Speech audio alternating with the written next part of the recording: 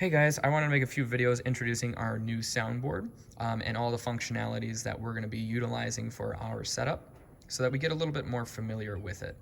So this is the Behringer Wing console. It's super capable, it's really powerful, it's going to be really cool to be able to utilize this on Sunday mornings. And so let's go over a couple of the different functionalities that this board has. So first up, we're going to go to the talkback section.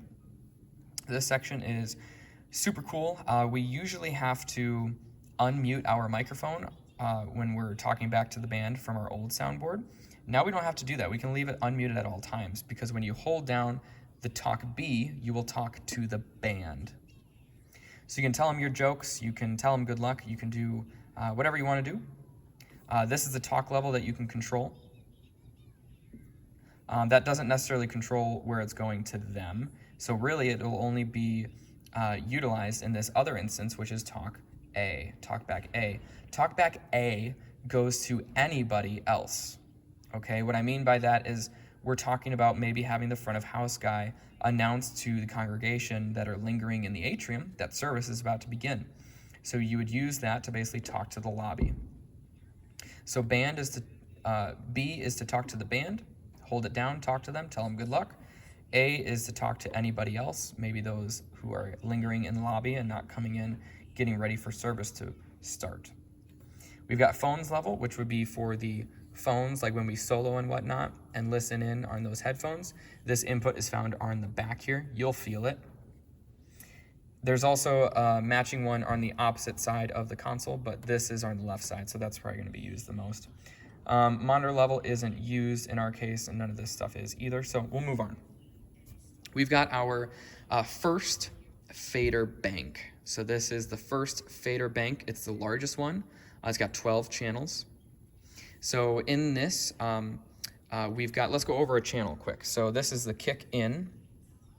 We've got our little LCD icon lighting up so that you can just find it easily with your eyes. We've got our little icon and name so you know what it is. We've got our select button, which would select it on the LCD screen here. I'm gonna press kick out. You'll see now kick out is selected, snare top, snare bottom. All that just gives you an overview. We'll go over that in the next video. And then we've got our solo section, so you can solo something. If you forgot where that was on the LCD screen here, there's a little button. You can press clear solo, just in case you forgot what you soloed or where it was. We've then got our metering for each channel, our mute button for each channel, and our fader. If you wanted to mute something, it stays solid. If you mute something from a mute group, it flashes, and I'll show you that now. So I just am now muting all instruments, and you'll see all of the instruments are flashing that are part of that mute group. Okay, so on our first fader bank, we've got all of our drums, and then we've got two different channels here. We've got bass and we've got bass dirt. Now we've basically are going to be pumping in bass guitar through two channels. They are just copied, so they're only plugged in once on the stage, but we're copying that signal into another channel. And in that second channel, the bass dirt channel, we've got a hard compressor that's also giving a little bit of drive. And that's just pushing a lot of energy. So you'll see we have bass clean all the way up at unity.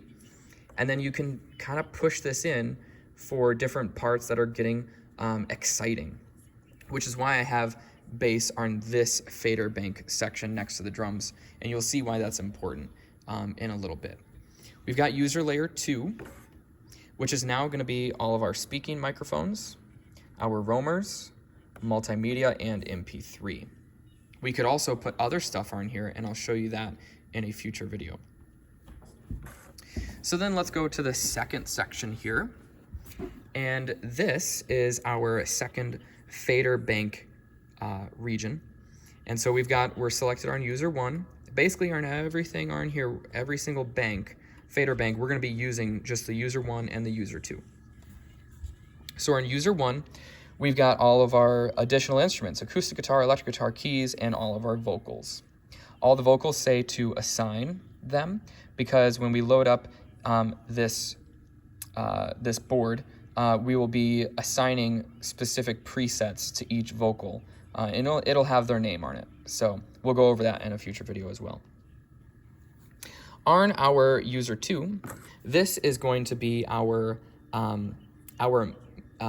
mixing layer is what we'll call it. So these, you are used to saying, using the terminology subgroups. Subgroups actually changes quite a bit because these are not subgroups, these are DCAs. DCAs basically just control the volume of whatever is selected. So in these, we've actually selected all of the drums to be going into here, all of the bass, all the guitars, keys, piano, vocals, and even effects. So this makes it really easy. We can dial all of this in. The idea is that we'll get all of our drums really nicely balanced where we want. You know, we want the kick pretty loud. We want the snare pretty loud. You want to pick those out because that's going to be the energy of everything. And then everything else is just filler. And you want to make sure, you know, the toms are at least pretty loud so that you can follow the timing of everything. But then you get that kind of how you want it mixed, just like you would on the old soundboard with a subgroup, and you control the overall volume with that fader. You would do that for bass, because bass has, remember, the clean channel and the dirt channel. You'd have guitars, keys / piano, vocals, and effects. Effects would control all of the effects on the board, not just vocals, but also the effects for drums as well. And I'll show you those in a little bit. So this, we need to change our terminology, not to thinking that these are subgroups, but into thinking these are maybe our main mixing fader layer or main mixing faders. That's the idea. This is where you're going to spend a bulk of your time, is deciding, you know, hey, I want guitars up a little bit louder in this section that we're preparing for on Only King Forever, or I want keys up a little bit more here because maybe we're underscoring. And so it's kind of all dependent on your ear and what you think sounds good and what should be loudest in relativity to something else. Okay? So then moving over, we're going to go to our last fader bank area, which is right here. And in this section, again, we're going to be automatically sent to user 1 when we load out the board. And these are actually going to be true subgroups. And so you'll see drums dry has a fader that is up. And so if we turn this all the way down, we will actually get no drums except for the super low end that's going to the subwoofers of the kicks. So that's the only thing that you'll hear if you turn that down. So this is a true subgroup. Everything is being sent to here. This is an overall volume, which is why I'm leaving it at unity, and we can just control the drums on our drums main mixing fader. So we leave that one at unity. Vocals are the same thing, leaving that one at unity as well. And then we've got our second channel here, which is drums compression, and vocals compression is that fourth channel there. And so the compression basically squashes it and pushes it with a little bit of drive as well. So we can ride these to taste when we are doing our main mixing from user 2 with our main mixing faders, okay? In user 2, we've got more subgroups, but these are effects subgroups. Effects subgroups should be, they aren't always, but they should be aux sends, okay? What an aux send is, you probably saw this in another video that I've sent you guys, is that an aux send is a siphoning of the signal sent to a bus, which is exactly what we've done here. This doesn't control the volume at all by anything. You could turn all these down, you'll still get all of your drums and all of your vocals still coming in. But what this does is it's just the volume controls for how much you want to send your effects, okay?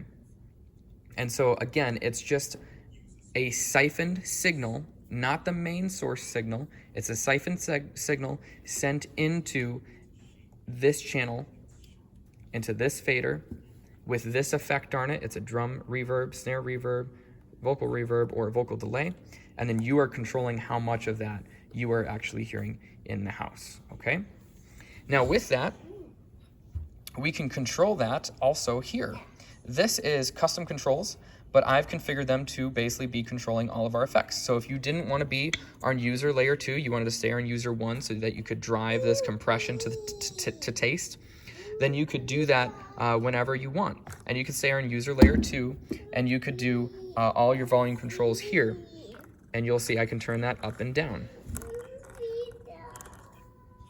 And so now we can basically go back into user 1, and we can still control that even though we don't see it happening. We can control all of that. And these are touch sensitive knobs, so you just press it and it knows that you're pressing it, and it will tell you where they are actually at for fader level.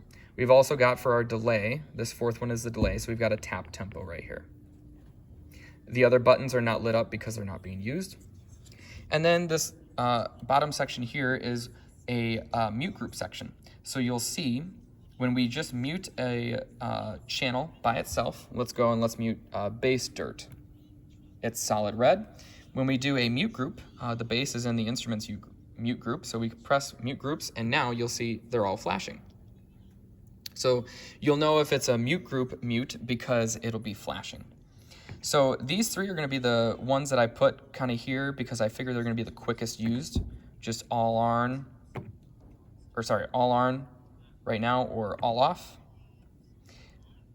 And so I've got effects right here, which is going to be maybe you're here doing your main mixing with your main faders, main mixing faders, and then you're just like, oh, I got to go quick and make sure I mute the effects so that so-and-so can talk. We've also got instruments, which mutes all of the instruments, including drums. So drums, bass, guitars, keys, all of that. We've also got drums, just in case maybe we were doing an acoustic set and we had other instruments, but we had no drums at all. You could just leave that muted. All the drums aren't being used. It's only your instruments. And then we've got vocals. This mutes all vocals. We've got drama, because we've got drama channels routed into this board, so we can actually just mute all of the drama channels. And then we've got an underscore section. Now the underscore section, when you mute that, mutes the drums and the bass dirt channel. But all of the other channels are unmuted. So bass clean is unmuted, acoustic, electric, keys, and all the voxes. So if anyone's talking and maybe there's some underscoring during a prayer or whatever, and the guitars want to be in that, then they can be. If you just wanted to do a keys strictly or a acoustic strictly underscore, then you would select this keys underscore, and that mutes every single instrument except for the main two that you'll have kind of leading the band, which would be the keys or the acoustic guitar. So that'll come in handy as well. And then out of there, we've got two sections on this board which really are not being used, or three, I guess. So this little knob here, it does absolutely nothing. It's for control when you connect it to a digital audio workspace. We've got this section, which is a auxiliary effects control. So this is kind of like the SI Expression 3. Let me bring you over to it. It's just like this section here that we would have. This is all of our auxiliary kind of knobs and settings that we would have for all of those sections there. We have that same over here with an LCD screen. So we've got an LCD screen. We know what we're selected on because it says it at the top. And then you could do stuff here. I really don't use this at all. I don't think that it's very intuitive. I think the LCD screen, using that to do all of your settings, is way simpler. The last section that we've got here is our, it's got a couple different functionalities to it, but right now it's set to the pan the mains. This is the default setting. We will never use this. There's really no point to pan your mains left and right. And this is doing mains left, right, and then subs left, right. So there's really no point in doing that. So that will not be used. But that's an overview of the board. If we were going to go solo a channel, this is the last thing that I forgot to mention. If we were going to go solo a channel, that would be soloed. You could hear that soloed on your headphones. And on the LCD screen, you'll have something blinking here, which is the clear the solo.